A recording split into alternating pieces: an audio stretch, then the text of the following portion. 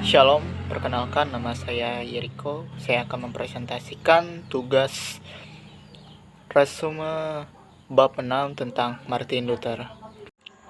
Riwayat hidup Martin Luther tahun 1483 sampai 1546. Martin Luther adalah putra sulung dari Margaret dan Hans Luther. Martin Luther memulai pengalaman pendidikannya sejak berumur 7 tahun. Pendidikannya diteruskan sampai tahun 1505 dan dia memperoleh gelar Magister Arts dari Universitas Erfurt.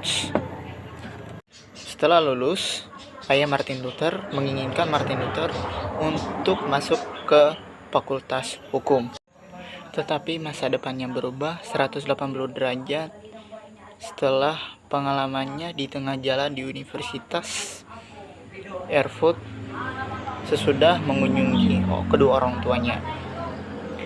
Ketika itu, waktu hujan badai dan lantas halilintar menyambar di tanah dekat Martin Luther.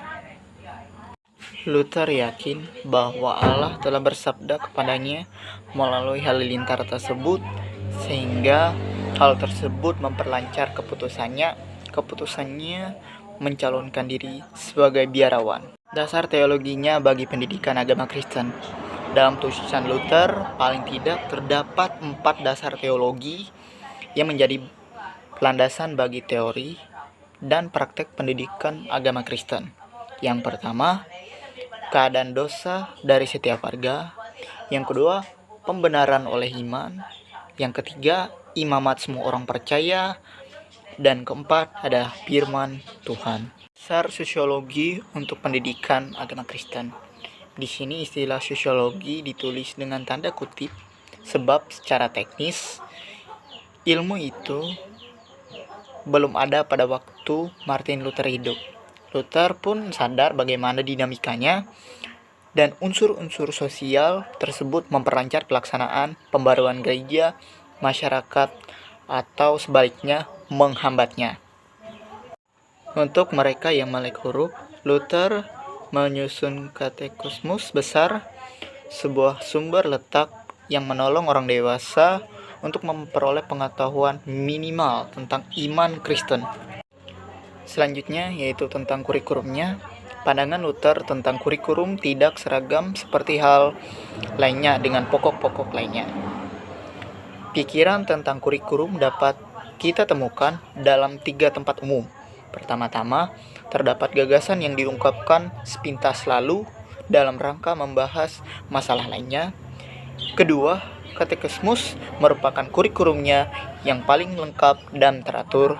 Yang ketiga, pandangannya tentang kurikulum terwujud dalam karyanya berjudul Petunjuk-petunjuk bagi tim-tim yang melewati para pendeta di jemaat. Katekismus.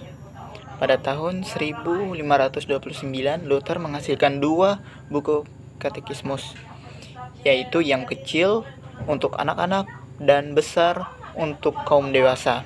Katekismus kecil terdapat pertanyaan dan jawaban mengenai pengakuan iman rasuli, doa Bapa Kami, dan sakramen perjamuan kudus. Untuk katekismus besar, Luther lebih menekankan untuk pengucapan kembali secara lisan setiap doa Bapa Kami, doa titah, dan pengakuan iman rasuli.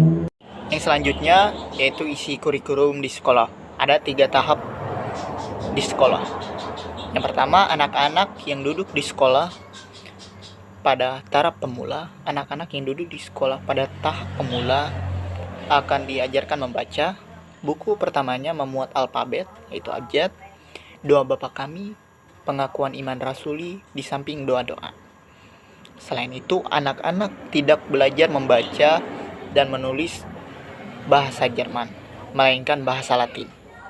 Yang kedua, di dalam tahap ini ada anak-anak yang sudah mampu membaca dan menulis.